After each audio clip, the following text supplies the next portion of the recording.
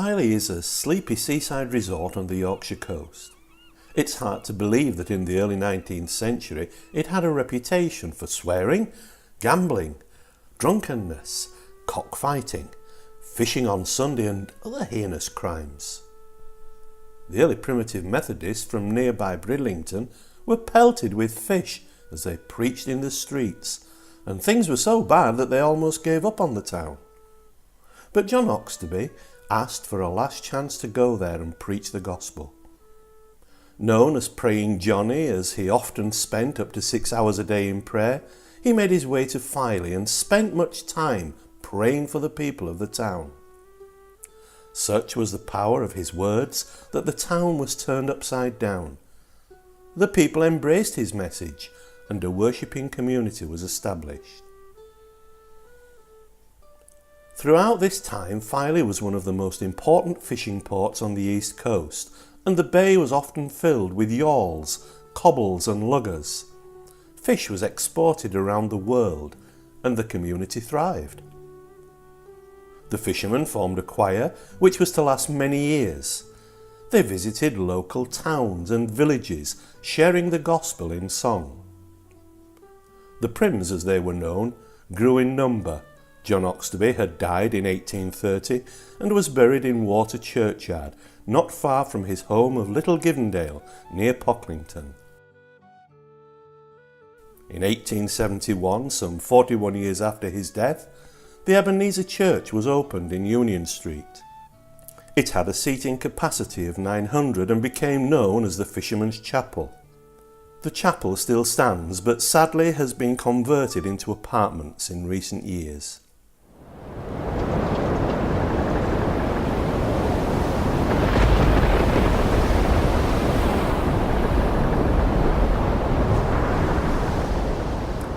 Fishing is a hard life, fraught with many dangers, and still remains so to this day. The Admiral von Tromp, a trawler from Scarborough, foundered in Saltwick Bay in October 1976 with the loss of 2 of her crew.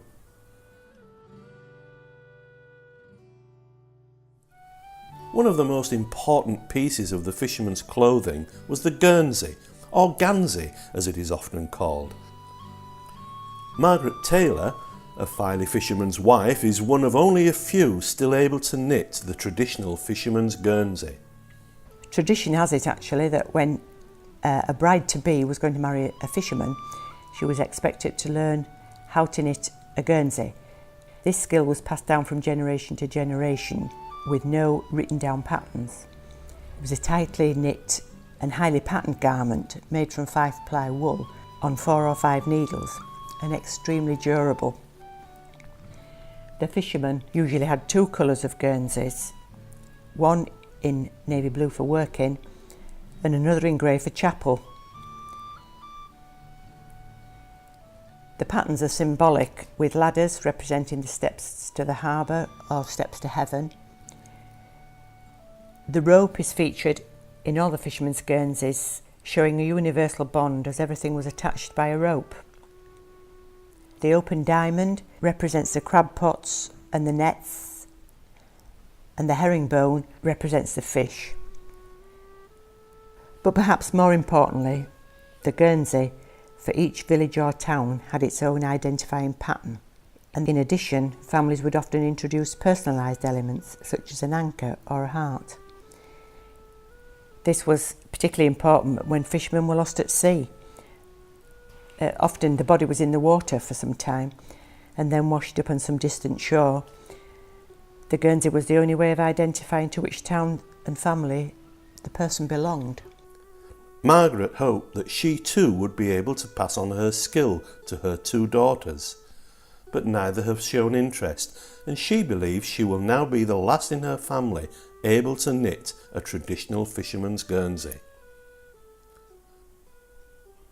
For a number of years now, the fishing industry has been in decline.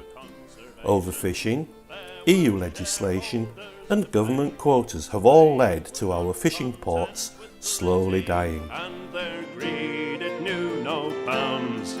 Private enterprise prevailed and finished off our fishing grounds. And I ask the rain that rattles all along the bleak North Pole. Could they not have left a little? Did they have to take it all? And I ask the rain that rattles all along the bleak North Pole, could they not have left a little? Did they have to take it all? Filey too has been hard hit, with only 3 active fishing cobbles left, and may soon be down to 2. Jim Haxby's family have been fishermen for 8 generations, and Jim had expected that when he retired he would be able to pass on his cobble, Crimond, to his son James. But when it became apparent that he would not be able to make a living from fishing, the boat had to be sold, and his son became a joiner. Now working out of Whitby, I watched as Crimond sailed into the harbour, straight past the unloading sheds, as this was yet another day without a catch. Jim's salmon boat is also truly landlocked, and can be seen as one of the exhibits in the Filey Museum. So, what happened to the choir? Well, some things still remain. The Filey Fishermen's Choir is still going strong. Apart from the 2 wars and a few years following the end of hostilities, the choir has continued to spread the gospel in song. Now based at Filey Methodist Church, they continue to sing in many of the local towns and villages, proudly wearing the Guernsey and declaring the good news.